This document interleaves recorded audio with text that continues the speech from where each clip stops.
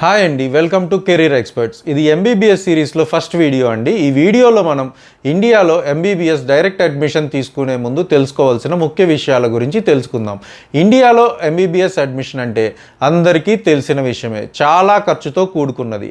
Average amount చెప్పాలి అంటే 80 లక్షల నుండి 2 కోట్ల వరకు అవుతుంది. ఎందుకంటే ఎంబీబీఎస్ డైరెక్ట్ అడ్మిషన్ అనేది only private colleges or private యూనివర్సిటీస్లో మాత్రమే అవుతుంది. గవర్నమెంట్ కాలేజ్లో అన్ని సీట్స్ ఓన్లీ గవర్నమెంట్ కోటాలో ఫిల్ అవుతాయి. ఎన్ఆర్ఐ కోటా ఉన్న దానికి చాలా ప్రాసెస్ ఉంటుంది. కాబట్టి ఎవరన్నా మీకు గవర్నమెంట్ కాలేజ్లో డైరెక్ట్ అడ్మిషన్ చేయిస్తాం అని చెప్తే నమ్మి మోసపోకండి.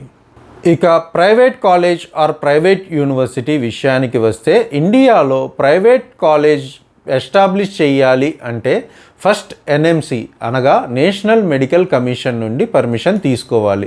ఎన్ఎంసి వాళ్ళు ప్రైవేట్ కాలేజ్కి గాను 50 నుండి 250 సీట్స్ వరకు పర్మిషన్ ఇస్తారు. అందుకని ఎవరైతే ప్రైవేట్ మెడికల్ కాలేజ్ ఎస్టాబ్లిష్ చేయాలి అనుకున్నారో వాళ్ళు ముందుగా 50 సీట్స్కి గాను ఎన్ఎంసి నామ్స్ ప్రకారం ఇన్ఫ్రాస్ట్రక్చర్ బిల్డ్ చేసి ఎన్ఎంసి పర్మిషన్కి అప్లై చేసుకోవాలి. అలా అప్లై చేసుకున్న కాలేజ్కి ఎన్ఎంసి వాళ్ళు విజిట్ చేసి 50 మందికి సరిపడా ఇన్ఫ్రాస్ట్రక్చర్ ఉందా లేదా అని ఇన్స్పెక్షన్ చేసి సరిపడా ఇన్ఫ్రాస్ట్రక్చర్ ఉన్న కాలేజ్కి ఆ సంవత్సరానికి గాను పర్మిషన్ ఇస్తారు. ఇలా పర్మిషన్ వచ్చిన కాలేజీని మనం ఎన్ఎంసి పర్మిటెడ్ కాలేజెస్ అంటాం. ఎన్ఎంసి పర్మిటెడ్ కాలేజెస్ అన్నీ కూడా first batch students MBBS course complete చేసుకొని బయటికి వచ్చే వరకు ఏ సంవత్సరానికి గాను ఆ సంవత్సరం ఎన్ఎంసి నుండి పర్మిషన్ కంపల్సరీ తీసుకోవాలి. ఎందుకంటే ప్రతి సంవత్సరం కొత్తగా ఇంకో 50 మంది న్యూ అడ్మిషన్స్ తీసుకుంటారు. కాబట్టి పెరిగిన సీట్స్కి గాను ఇన్ఫ్రాస్ట్రక్చర్ బిల్డ్ చేసుకొని పర్మిషన్కి అప్లై చేసుకోవాలి. ఒకవేళ ఏ సంవత్సరం అయినా ఎన్ఎంసి నామ్స్ ప్రకారం ఇన్ఫ్రాస్ట్రక్చర్ బిల్డ్ చేయకపోతే ఆ సంవత్సరానికి గాను ఆ కాలేజ్కి ఎన్ఎంసి పర్మిషన్ క్యాన్సిల్ చేస్తారు. అంటే ఆ కాలేజ్కి ఆ సంవత్సరానికి గాను న్యూ అడ్మిషన్స్ తీసుకునే అవకాశం ఉండదు.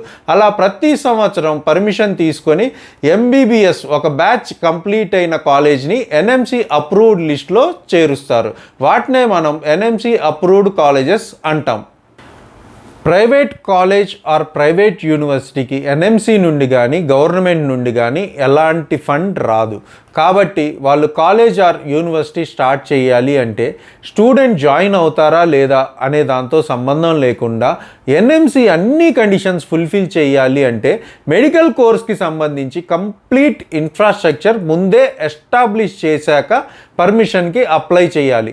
అది చాలా ఖర్చుతో కూడుకున్నది. కాబట్టి వాళ్ళు పెట్టిన ఇన్వెస్ట్మెంట్ అంతా రిటర్న్ వచ్చి ఫర్దర్గా వాళ్ళు కాలేజ్ ఆర్ యూనివర్సిటీ వాళ్ళ ఓన్ ఎక్స్పెన్సెస్తో నడపాలి అంటే చాలా ఖర్చు అవుతుంది. కాబట్టి ప్రైవేట్ కాలేజ్ ఆర్ యూనివర్సిటీ వాళ్ళు ఒక కాలేజ్ ఆర్ యూనివర్సిటీ నడపడానికి మేనేజ్మెంట్కి ఎంత ఖర్చు అవుతుందో దానికి వాళ్ళ ఎక్స్పెన్సెస్ మరియు ప్రాఫిట్ క్యాలిక్యులేట్ చేసుకొని ఫీ అనేది డిసైడ్ చేస్తారు. అందుకే ఇండియాలో ఎంబీబీఎస్ మేనేజ్మెంట్ కోటా అడ్మిషన్ అంటే 80 లక్షల నుండి 2 కోట్ల వరకు అవుతుంది. ఇండియాలో ఎంబీబీఎస్ అడ్మిషన్ కావాలి అంటే అది గవర్నమెంట్ కోటా అయినా మేనేజ్మెంట్ కోటా అయినా నీట్ అనేది కంపల్సరీ క్వాలిఫై అవ్వాలి. ఇంతకుముందు ఏ స్టేట్కి ఆ స్టేట్కి ఎగ్జామ్ ఉన్నప్పుడు government quota, payment quota and management quota అని ఉండేవి. గవర్నమెంట్ కోటా ఇంకా పేమెంట్ కోటా సీట్స్ వచ్చి కౌన్సిలింగ్ త్రూ ఫిల్ చేసేవాళ్ళు. మేనేజ్మెంట్ కోటా వచ్చి డైరెక్ట్ అడ్మిషన్ అంటే కాలేజ్ ఆర్ యూనివర్సిటీ వాళ్ళకి ఇష్టం వచ్చిన అమౌంట్ చెప్పి డొనేషన్ ఇంకా ఫీ పే చేశాక అడ్మిషన్ కన్ఫర్మ్ చేసేవాళ్ళు. బట్ ఎప్పటి నుండి నీట్ ఎగ్జామ్ వచ్చిందో అప్పటి నుండి ఆల్ ఓవర్ ఇండియా ఉన్న సీట్స్ని ఏ కేటగిరీ, బి కేటగిరీ ఇంకా సి కేటగిరీ అని డివైడ్ చేశారు. ఏ కేటగిరీ అంటే complete government quota, B category అంటే పేమెంట్ కోటా, ఇంకా సి కేటగిరీ అంటే మేనేజ్మెంట్ కోటా. ఇండియాలో ఉన్న ఏ private college or private university అయినా 50% of the seats A category అంటే గవర్నమెంట్ కోటాలో ఫిల్ చేయాలి. రిమైనింగ్ 50% పేమెంట్ అండ్ మేనేజ్మెంట్ కోటాలో ఫిల్ చేయాలి. నీట్ వచ్చాక ఒక మంచి ఏం జరిగిందంటే ఇంతకుముందు ప్రైవేట్ యూనివర్సిటీస్ వాళ్ళ ఓన్ ఓన్ ఎగ్జామ్ కండక్ట్ చేసి వాళ్ళ ఇష్ట ప్రకారం సీట్స్ ఫిల్ చేసేవాళ్ళు. బట్ నీట్ వచ్చాక ఏ కేటగిరీ అయినా, బి కేటగిరీ అయినా, సి కేటగిరీ అయినా కౌన్సిలింగ్ త్రూనే ఫిల్ చేయాలి. దీనికి గాను ఎన్ఎంసి వాళ్ళు డొనేషన్ సిస్టమ్ ఉండొద్దు అని ట్యూషన్ ఫీ విషయంలో ప్రైవేట్ కాలేజెస్ ఆర్ యూనివర్సిటీ ఎంతవరకు డీడీ రూపంలో ట్యూషన్ ఫీ తీసుకోవచ్చు అని కొన్ని మార్గదర్శకాలు నిర్దేశించారు. ఎన్ఎంసి నామ్స్ ప్రకారం private colleges or private universities వాళ్ళు కేటగిరీ వైజ్ అప్రాక్సిమేట్ ఏ స్టేట్లో ఎంత ఫీ తీసుకోవచ్చు అంటే, state wise A category government fee in private colleges per year Telangana మరియు ఆంధ్రప్రదేశ్లో 6 లక్షల నుండి 12 లక్షల వరకు తీసుకోవచ్చు. కర్ణాటకలో 1 లక్ష నుంచి 10 లక్షల వరకు ఉండవచ్చు. మహారాష్ట్రలో 6 లక్షల నుంచి 10 లక్షల వరకు ఉండవచ్చు. తమిళనాడులో 4 లక్షల నుంచి 8 లక్షల వరకు ఉండవచ్చు. కేరళలో 3 లక్షల నుంచి 7 లక్షల వరకు ఉండవచ్చు. ఉత్తరప్రదేశ్లో 8 లక్షల నుంచి 12 లక్షల వరకు ఉండవచ్చు. రాజస్థాన్లో 7 లక్షల నుంచి 10 లక్షల వరకు ఉండవచ్చు. గుజరాత్లో 6 లక్షల నుంచి 9 లక్షల వరకు ఉండవచ్చు. మధ్యప్రదేశ్లో 6 లక్షల నుంచి 10 లక్షల వరకు ఉండవచ్చు. పంజాబ్ మరియు హర్యానాలో 8 లక్షల నుంచి 12 లక్షల వరకు ఉండవచ్చు. అలానే ప్రైవేట్ కాలేజెస్లో బి కేటగిరీ అంటే పేమెంట్ కేటగిరీలో ఫీజు ఎంత ఉండవచ్చు అప్రాక్సిమేట్గా తెలుసుకుందాం. తెలంగాణ మరియు ఆంధ్రప్రదేశ్లో 9 లక్షల నుంచి 12 లక్షల వరకు ఉండవచ్చు. కర్ణాటకలో 10 లక్షల నుంచి 15 లక్షల వరకు ఉండవచ్చు. మహారాష్ట్రలో 10 లక్షల నుంచి 18 లక్షల వరకు ఉండవచ్చు. తమిళనాడులో 8 లక్షల నుంచి 12 లక్షల వరకు ఉండవచ్చు. కేరళలో 7 లక్షల నుంచి 12 లక్షల వరకు ఉండవచ్చు. ఉత్తరప్రదేశ్లో 12 లక్షల నుంచి 20 లక్షల వరకు ఉండవచ్చు. రాజస్థాన్లో 10 లక్షల నుంచి 15 లక్షల వరకు ఉండవచ్చు. గుజరాత్లో 9 లక్షల నుంచి 14 లక్షల వరకు ఉండవచ్చు. మధ్యప్రదేశ్లో 10 లక్షల నుంచి 16 లక్షల వరకు ఉండవచ్చు. పంజాబ్ మరియు హర్యానాలో 12 లక్షల నుంచి 20 లక్షల వరకు ఉండవచ్చు.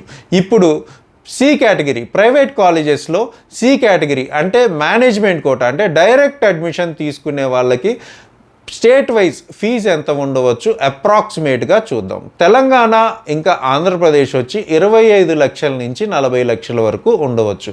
కర్ణాటక 20 లక్షల నుంచి 40 లక్షల వరకు ఉండవచ్చు. మహారాష్ట్ర 25 లక్షల నుంచి 40 లక్షల వరకు ఉండవచ్చు.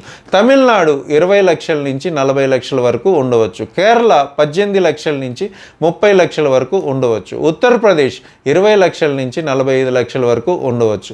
రాజస్థాన్ 25 లక్షల నుంచి 35 లక్షల వరకు ఉండవచ్చు. గుజరాత్ 22 లక్షల నుంచి 35 లక్షల వరకు ఉండవచ్చు. మధ్యప్రదేశ్ 25 లక్షల నుంచి 40 లక్షల వరకు ఉండవచ్చు. హర్యానా ఇంకా పంజాబ్ వచ్చి 20 నుంచి 40 లక్షల వరకు ఉండవచ్చు.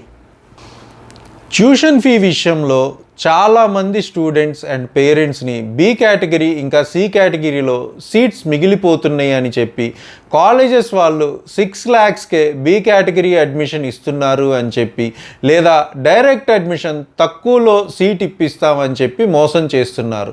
పేరెంట్స్ మరియు స్టూడెంట్స్ ఈ విషయంలో చాలా జాగ్రత్తగా ఉండాలి.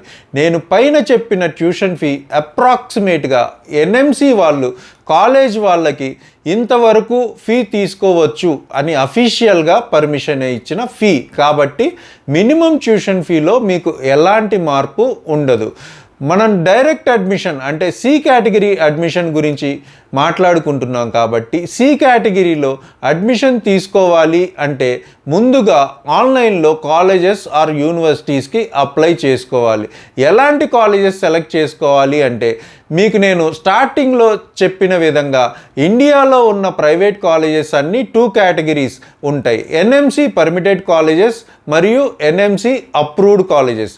పర్మిటెడ్ కాలేజెస్ అంటే ఎంబీబీఎస్ స్టూడెంట్స్ ఒక బ్యాచ్ కంప్లీట్ అయ్యే వరకు ప్రతి సంవత్సరం పర్మిషన్ తీసుకోవాలి.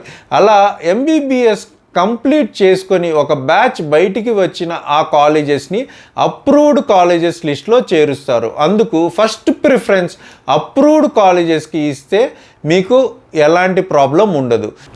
ఇంకా ఇండియాలో ఎంబీబీఎస్ డైరెక్ట్ అడ్మిషన్కి గాను ఎలాంటి డౌట్ ఉన్నా మీరు 960 819636 నెంబర్ మీద డైరెక్ట్ కాల్ ఆర్ వాట్సాప్ చేయవచ్చు. నెక్స్ట్ వీడియోలో మనం అబ్రాడ్లో ఎంబీబీఎస్ తీసుకునే ముందు తెలుసుకోవాల్సిన ముఖ్య విషయాల గురించి తెలుసుకుందాం. ఈ వీడియో కానీ మీకు నచ్చినట్లయితే వీడియోని లైక్ చేయండి. ఇలాంటి మరిన్ని ఇన్ఫర్మేటివ్ వీడియోస్ కోసం మా ఛానల్ని సబ్స్క్రైబ్ చేయండి. ఇన్ఫర్మేషన్ మీకు తెలిసిన వాళ్ళకి ఉపయోగపడుతుంది అంటే ఈ వీడియోని షేర్ చేయండి. మమ్మల్ని మీరు ఇన్స్టాగ్రామ్ మరియు ఫేస్బుక్ పేజెస్లో కూడా ఫాలో అవ్వవచ్చు. Thank you. ఇంకో ఇన్ఫర్మేటివ్ వీడియోతో మళ్ళీ కలుద్దాం.